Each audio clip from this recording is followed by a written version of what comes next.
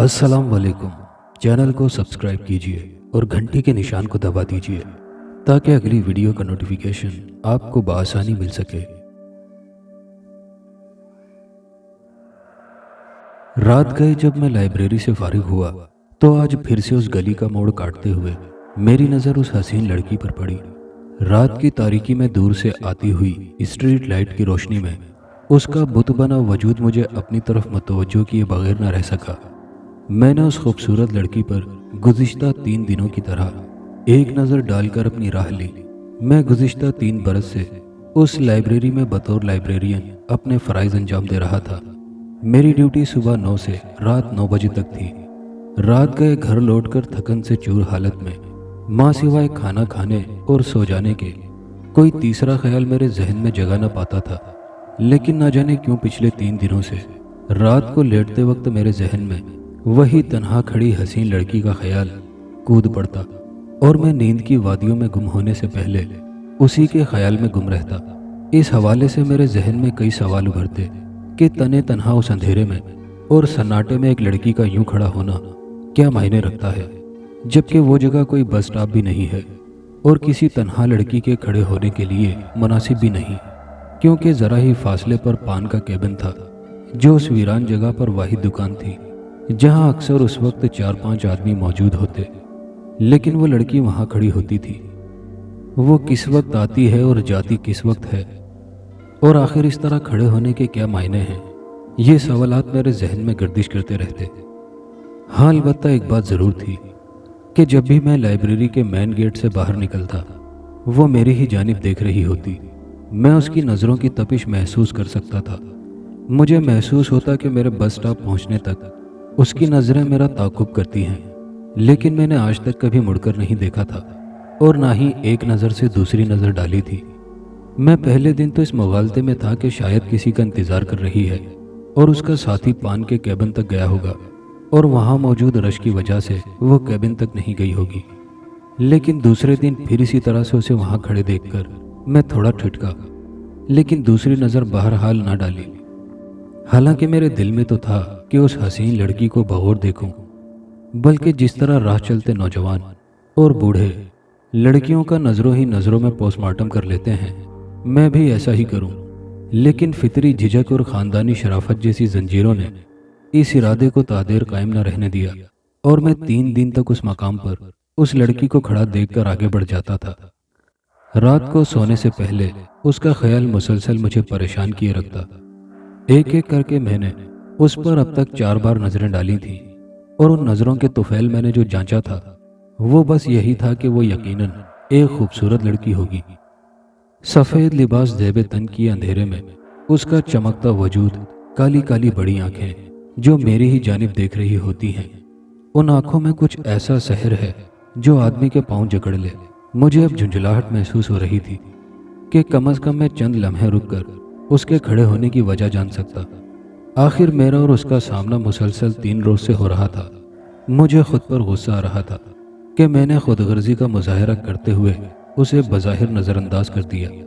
हो सकता है मेरे पूछने पर वो कुछ बता देती और हो सकता है मुझे खिफत उठाना पड़ती। आखिर मैंने फैसला किया कि कल ज़रूर इस मामले में पेशरफ्त करूँगा और फिर न जाने कब मुझे नींद ने आदा बोचा। हमारी लाइब्रेरी जिस इलाके में कायम थी वहाँ आबादी ज़्यादा न थी, बल्कि कुछ कुछ वीरान सा इलाका था, लेकिन निस्बतन पुरसुकून इलाका भी था। किताबों से शगफ रखने वाले लोगों के लिए वो बेहतरीन मकाम मुताल्ला था। हमारी लाइब्रेरी का स्टाफ 3 अफराद पर मुश्तमिल था, क्योंकि ये ज़्यादा बड़ी लाइब्रेरी न थी। बल्दिया की तरफ से मेरा तकर्रुर हुए बमुश्किल 1 साल ही गुजरा था। मेरे अलावा एक असिस्टेंट के फ़राइज़ अंजाम देने वाले बाबा जी भी थे, जिन्हें हम बाबा करामत कहा करते थे, जो हम सब में सीनियर थे। शौकत दीन था जो मुझसे कुछ थोड़ा सा सीनियर होगा, मगर वो दोनों मेरे मातहत के तौर पर काम कर रहे थे। रोज़ाना तकरीबन 8-10 अफराद लाइब्रेरी आ जाते थे, जिनमें कुछ तो बाकायदगी से आने वाले हजरात थे। एक रिटायर्ड डिप्टी कलेक्टर साहब भी थे जो इल्म अदब से दिलचस्पी की खातिर रोज़ाना ही तकरीबन 11 बजे आ जाते थे और शाम तक वापसी होती थी। उनके अलावा तालिब इल्मों के 2-1 जोड़े भी आते थे। बाकायदगी से आने वाले उन अफराद से हमारा राब्ता ऐसा ही था जैसे ये स्टाफ मेंबर हों। अगली सुबह जब मैं लाइब्रेरी पहुंचा तो जहन में यही बात थी कि अगर आज वो लड़की वहां नजर आई तो ज़रूर रुक कर पूछूंगा। मेरे जहन में इस ख्याल ने इतनी जड़ पकड़ ली कि सारा दिन मुझसे कोई काम ठीक से ना हो सका। मालूम नहीं मेरे जहन से उस लड़की का ख्याल इस बुरी तरह से क्यों चिपक गया था कि बार बार उसकी छवि जहन में उभर रही थी। रजिस्टर खोला तो लगा सारे सफ़े पर वही तस्वीर बनी हुई है। जल्दी जल्दी सारे सफ़े पलट डाले। यूं लग रहा था कि जैसे मैं कोई एल्बम देख रहा हूं और हर सफ़े पर उसी हसीन लड़की की मुस्कुराती तस्वीर बनी हुई है। मेरा जहन चकराने लगा। मैं रजिस्टर बंद करके सर थाम कर बैठ गया।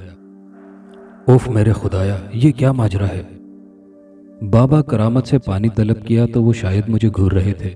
मुझे हैरानी से देखते हुए पानी लाए। शीशे के गिलास में शफाफ पानी मेज पर रखकर वो मुड़े तो मैंने चीखकर बाबा को बुलाया। दरअसल उस पानी में मुझे वही चेहरा नजर आ रहा था। बाबा घबरा गए। जी साहब जी, क्या हुआ? पानी खराब है क्या? लाइए दूसरा पानी ला दूं। वो समझे कि शायद पानी में कचरा देखकर मैं चिल्ला पड़ा हूं। वो जल्दी से दूसरा गिलास लेने चले गए। मेरी समझ में नहीं आ रहा था कि वो लड़की मेरे हवासों पर क्यों छाई जा रही है। मैं कोई 17-18 साल का नौजवान भी ना था कि ऐसा होता, बल्कि मैं तो एक शादीशुदा 30-32 साल का एक मर्द था और मेरी शादी हुए भी 3 साल गुजर चुके थे। मुझे तो कभी इस किस्म के हालात का कभी मौका ही ना मिला था कि किसी लड़की वगैरह की तरफ इस नज़र से देखता या सोचता। लेकिन ये सब क्या था, मेरी समझ से बाला था। सारा दिन मेरा जहन माउफ रहा, किसी काम पर तवज्जो न दे सका। बस दिल चाह रहा था कि जल्दी से वापसी का वक्त हो जाए। मेरी कैफियत बिल्कुल ऐसी हो रही थी जैसे मैंने उस लड़की को वक्त दे रखा है और वो मेरे ही इंतज़ार में खड़ी है। मालूम नहीं मेरी ये बेचैनी कैसी थी जो मुझे हर चीज़ से गाफिल कर रही थी। मैं अपने इर्द गिर्द से लाताल्लुक सा हो गया। जो ही घड़ी ने 9 बजे का अलार्म दिया, मैं फौरन जाने के लिए उठ खड़ा हुआ, जबकि अभी 1-2 अफराद लाइब्रेरी में मौजूद थे और मेरी जिम्मेदारी थी कि जब सब लोग जा चुके तो अपनी निगरानी में लाइब्रेरी बंद कराऊं। लेकिन आज मुझे बहुत जल्दी थी। मैंने करामत बाबा से, जो मेरी आज की हालत पर हैरान और परेशान थे, कह दिया, बाबा आप सब देखभाल कर जाइएगा, मुझे ज़रा जल्दी है। वो बस सर हिलाकर रह गए और मैं जल्दी से बाहर निकल गया।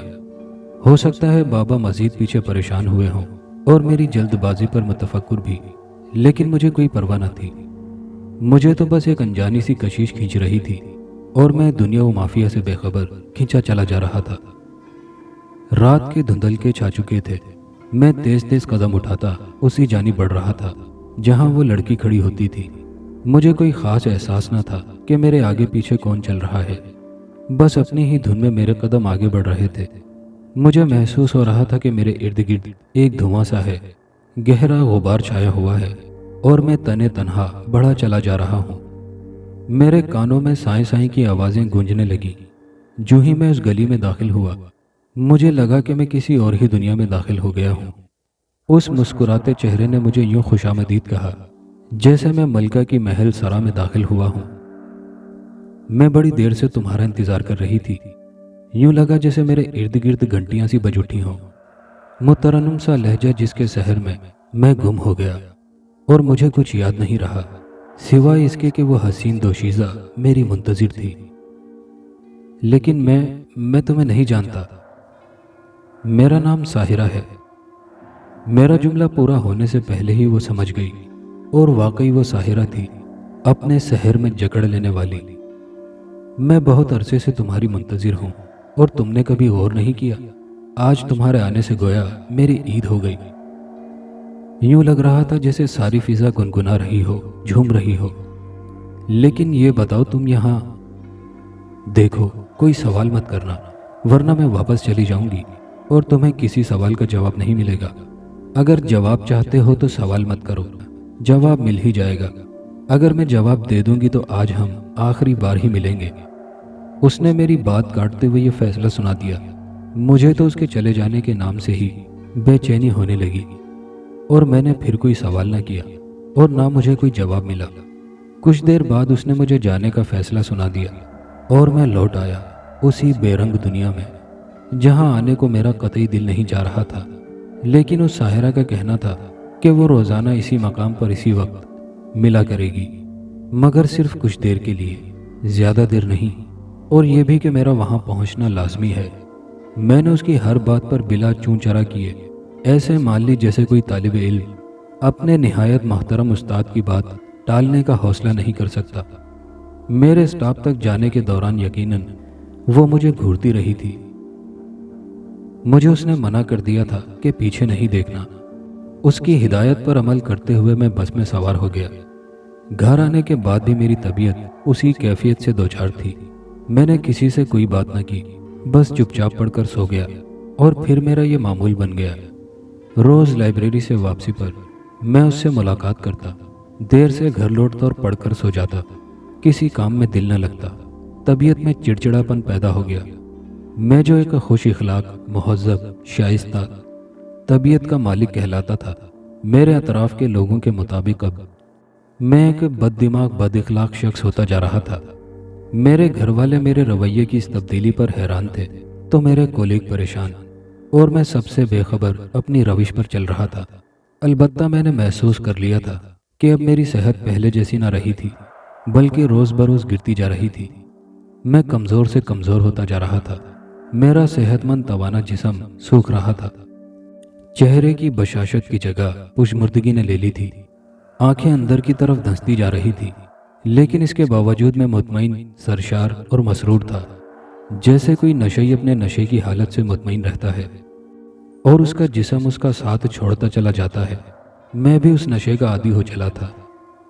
मेरे मामूलात में सिर्फ सोना और उठकर उसी मकाम पर चले जाना शामिल हो चुका था। कई हफ्तों से मैं लाइब्रेरी जाना भी तर्क कर चुका था। मेरे होशो हवास बस इतना काम कर रहे थे कि मैं घर का रास्ता नहीं भूला था, और ना ही उस जगह का जहां साहिरा मेरी मुंतज़िर होती। बाकी किसी बात का मुझे होश ना था। यूं लगता था कि दुनिया में सिर्फ मैं हूं और साहिरा, बाकी कोई नहीं। मेरी इस बदलती हुई तबीयत के पेश नज़र मेरी बीवी मुझसे बददिल होती जा रही थी। वो बकती झिकती रहती और मैं औंधे मुंह सोया रहता या फिर साहिरा के ख्यालों में गुम रहता। अब हमारी मुलाकात का दौरानिया बढ़ता जा रहा था। मेरा दिन सोते गुजरता और रात जागते हुए। घर वाले मेरी हालत की वजह से तशवीश में मुब्तला थे। मेरी बीवी लड़ झगड़ कर मैके जा बैठी थी। वालदेन ज़ईफ़ थे। वालदा हर वक्त दुआएं करती रहती। बाकी सब अपने धंधों में मसरूफ़, और मैं अपनी उस अनहोनी दुनिया में मस्त हुआ चला जा रहा था। मुझे नौकरी की भी परवाह न रही थी। मुझे किसी शय में कोई दिलचस्पी ना थी। मेरी दिलचस्पी, मेरी दुनिया सिर्फ उसी तक महदूद हो चुकी थी। मेरी आंखें हर लम्हे उसी चेहरे को देखना पसंद करती और कान उसी सुरीली आवाज़ के मुंतज़िर रहते। दिल में हरदम उसका नाम पुकारता रहता। मैं कौन हूँ, क्या हूँ, ये सब कुछ मेरे जहन से महव होता जा रहा था। मेरी हालत उस जहनी मरीज़ की सी थी जो सिर्फ ऑक्सीजन मास्क से जिंदा था, और मेरी ज़िंदगी को कायम दायम रखने वाली ऑक्सीजन मास्क का नाम साहिरा था। वो कहाँ से आती है, कहाँ चली जाती है, और मुझसे उसका क्या रिश्ता है, ये सब पूछने कहने की उसने पाबंदी लगा रखी थी। और मैं इस धड़के के पेश नज़र उससे कुछ दरियाफ्त न करता कि कहीं वो रूठ कर हमेशा के लिए न चली जाए। उसकी ख्वाहिश थी कि जब तक मुझसे मिलो, मेरी तरफ देखो, जाने के बाद मुड़कर न देखो। और मैं उसकी बात का ऐसे पाबंद हो चुका था कि जैसे अगर खिलाफ वर्जी की तो धर लिया जाऊंगा। न जाने मैं कब तक उस शहर में मुब्तला रहता कि एक दिन मैंने साहिरा से हमेशा साथ रहने की बात की। मैं चाहता था कि अब ये सिलसिला कुछ ऐसा हो कि मैं हर वक्त साहिरा की कुर्बत में रह सकूं। आने जाने का सिलसिला ना रहे, ना मुझे लोगों के सवालों का सामना करना पड़े। क्या ऐसा मुमकिन है? मैंने इस्तफसार किया। वो कुछ देर ठहर कर गोया हुई। हाँ, बिल्कुल ऐसा मुमकिन है, लेकिन क्या? मैं हर तरह से तैयार हूँ। जो तुम कहोगी वही करूँगा। और उसके हाँ कहने पर मैं सरशार हो गया। मगर इसके लिए एक शर्त है, वो बोली। कैसी शर्त? मैंने मुताज्जुब होकर पूछा। पहले वादा करो। हाँ, मैं हर शर्त के लिए तैयार हूँ, हर शर्त पूरी करूँगा। मैंने झट से उसकी बात काटकर जवाब दिया। तो सुनो, तुम्हें मेरे साथ चलना होगा, एक ऐसी जगह जहाँ मैं तुम्हें ले जाऊंगी, और फिर हम कभी वापस नहीं आएंगे। तुम्हें ये सब कुछ छोड़ना होगा, क्या चल सकोगे? उसने बड़ी अदा से पूछा। मैं कुछ देर तो सोच में पड़ गया, तो फिर वो गोया हुई। मैं तुमसे कोई ज़बरदस्ती नहीं करूंगी, तुम्हारी अपनी मर्जी है। अगर चाहते हो तो कल जवाब दे देना। मेरे सोचने समझने की सलाहियत तो मौकूफ़ हो चुकी थी। भला मैं क्या सोच विचार करता, लेकिन फिर भी मुझे उस लम्हे कुछ सोचना था। इन आर्जी पनाहों से दायमी पनाहगाह की तरफ जाना था। उस रात मैं जल्दी आ गया था। अपने कमरे में लेटा अपने बारे में सोच रहा था, लेकिन मुझे लगा कि जैसे साहिरा मेरे इर्द गिर्द ही है और मेरी इस कैफियत पर फाखराना मुस्कुरा रही है, जैसे कह रही हो, बस सोच में पड़ गए, क्या मेरे बगैर रह सकोगे? और फिर नींद ने मुझे आ लिया। सुबह मैंने फैसला कर लिया था कि आज साहिरा के साथ चला जाऊंगा, और शायद मुझे ऐसा ही करना था। क़ुव्वत फैसला भी तो उसी के तसल्लुत में थी। मैं आखिरी बार सिर्फ वालिदैन से मिलना चाह रहा था कि उन्हें कुछ बताऊंगा नहीं, सिर्फ मिल लूंगा। वैसे भी वो सब मुझे नीम पागल तस्वुर कर चुके थे। मैं वालदा के कमरे में दाखिल हुआ तो वो उस वक्त मुसल्ले पर बैठी थी। आज कई हफ्तों के बाद मैंने अपने कमरे के अलावा घर के दूसरे कमरे या हिस्से में कदम रखा था। मुझे एक अजीब सी बू का एहसास हुआ। मैंने इधर उधर झांका। कुछ गौर करने के बाद मुझे एहसास हुआ कि ये बू मेरे अपने ही वजूद से आ रही है। अतराफ की फिजा तो खुशगवार थी। वालदा ने सलाम फेर कर मेरी तरफ देखा तो मुझे उनकी आंखों में चमकते आंसू साफ दिखाई दिए। मैं किसी भी जज्बातियत का शिकार नहीं होना चाहता था, लिहाजा जल्दी जल्दी उन्हें खुदा हाफिज कहकर जाने के लिए पलटा, लेकिन उनकी आवाज़ ने मेरे कदम रोक लिए। सुनो बेटा, ज़रा इधर आओ। उन्होंने मुझ पर दम किया और एक गिलास पानी पीने को कहा। साथ ही उन्होंने मुझसे इल्तिजा की, बेटा मेरे साथ बैठकर चाय पी लो। मैंने सोचा जब आखिरी बार मिलने आ ही गया हूं तो चलो चाय भी पी लूं। अगरचे बेदिली तारी थी, फिर भी बैठ गया। वो एक कप चाय का मुझे पकड़ाकर खुद भी चाय पीने लगी। मैंने जल्दी जल्दी चाय ख़त्म की। मुझे शदीद उलझन हो रही थी। मेरा दम घुटने लगा था, जैसे मैंने चाय नहीं जहर पी लिया हो। मुझे अंदर तक एक तल्ख सियाल मादा उतरता महसूस हो रहा था। मैं जल्दी से उठ खड़ा हुआ। मेरे कदम भारी हो रहे थे। मैंने जल्दी से खुदा हाफिज कहा और बाहर आ गया। सर बहुत वजनी महसूस हो रहा था, जैसे कोई भारी बोझ रख दिया हो। मुझ में चलने की सकत नहीं थी, लेकिन साहिरा की सरगोशी मुसलसल मेरा पीछा कर रही थी। मैं तुम्हारी मुंतजिर हूँ, मैं तुम्हारी मुंतजिर हूँ। बस इसी आवाज़ के सहारे मैंने थोड़ी बहुत हिम्मत की और अपने कमरे में आ गया। अभी जाने में कुछ वक्त था। सोचा कि तबीयत बहाल कर लूँ ताकि वहाँ तक सही हालत में पहुँच जाऊँ। ये वक्त मैंने कैसे गुजारा ये मैं ही जानता हूँ। मेरी हालत ऐसी थी कि जैसे जिस्म के दो हिस्से किए जा रहे हों। बहरहाल बड़ी दिक्कत के बाद वो वक्त आ पहुँचा जब मुझे साहिरा से मिलने के लिए जाना था। मैं साहिरा की आवाज़ के ताक़ुब में वहाँ तक पहुँच गया। वो कितनी खुश हुई थी। आज उसकी खुशी दीदनी थी, जैसे उसकी ख्वाहिश गैर मुतवक्के तौर पर पूरी हो गई हो। उसकी बड़ी बड़ी आंखों में सुर्खी दौड़ रही थी। मुझे यकीन था तुम ज़रूर आओगे। फिर मैं उसकी तकलीद में चलता हुआ एक वीराने में पहुंच गया। ये कौन सी जगह है? आखिर हम यहाँ क्यों आए हैं? ये तो मुझे कब्र। उसने मेरी बात मुकम्मल ना होने दी। मैंने तुमसे पहले ही कहा था, सवाल मत किया करो। हम यहाँ एक बुजुर्ग से मिलने आए हैं। मैं दरअसल इन्हीं के पास रहती हूँ, लिहाजा मैं इनसे तुम्हें मिलाने लाई हूँ। तुम बस चुपचाप इस चबूतरे पर बैठ जाओ। उसने एक चबूतरे की तरफ इशारा करते हुए कहा। मैंने जो ही उसके कहने के मुताबिक अपने कदम चबूतरे की तरफ बढ़ाए, मेरे कदम डगमगाने लगे। सर भारी होने लगा। मुझे कोई अनजाने कुव्वत पीछे धकेल रही थी और मैं बावजूद कोशिश के उस कुव्वत का मुकाबला नहीं कर पा रहा था। मेरे दिमाग में जैसे झकड़ चल रहे थे। मैं इस कशमकश का मुकाबला न कर सका और चबूतरे पर बैठने से कबल ही ज़मीन पर गिर गया। मेरे हवास गुम हो गए और मैं बेहोश हो गया। जब मुझे होश आया तो मैं अपनी वालदा के बिस्तर पर लेटा था।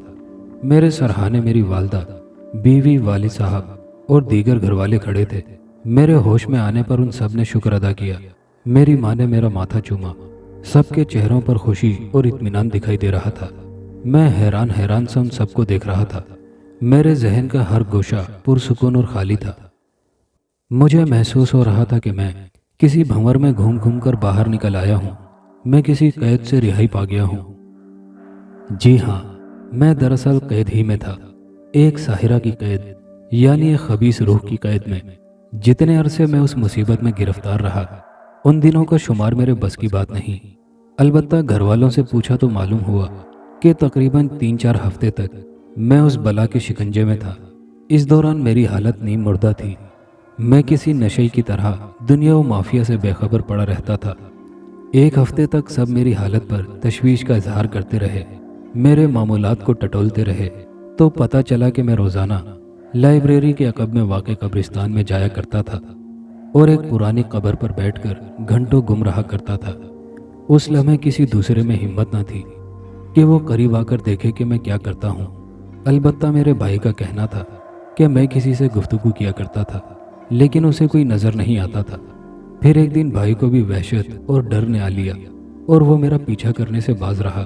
البتہ والدہ صاحبہ نے ایک عامل بابا سے رجوع کیا اور انہوں نے اپنے علم سے بتایا کہ میں ایک ایسی خبیث روح کے شکنجے میں گرفتار ہوں جو روح بدل کر پہلے انسانی حواس پر قابو پاتی ہے اور پھر موقع پا کر ایک دن اس کی ہلاکت کا باعث بنتی ہے۔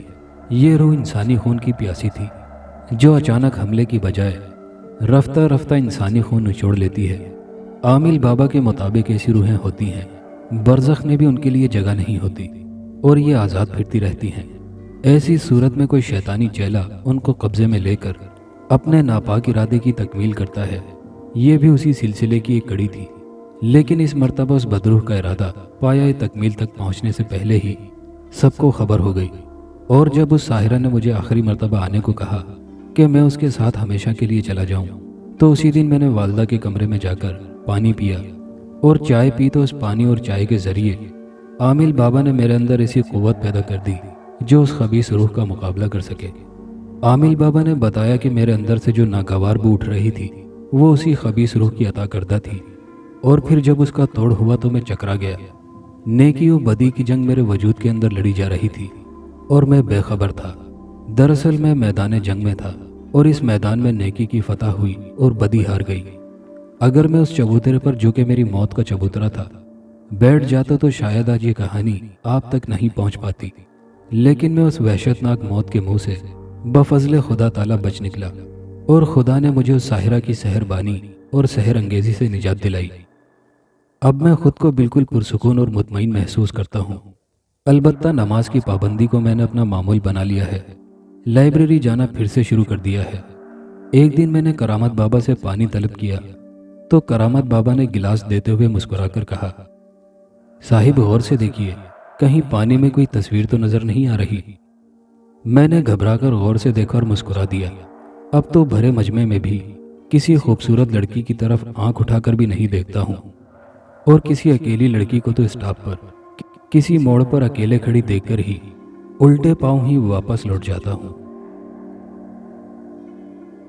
دوستو، کہانی اچھی لگی ہو تو لائک شیئر ضرور کیجیے گا اور کمنٹ باکس میں اپنے قیمتی خیالات کا اظہار ضرور کیجیے گا۔ شکریہ۔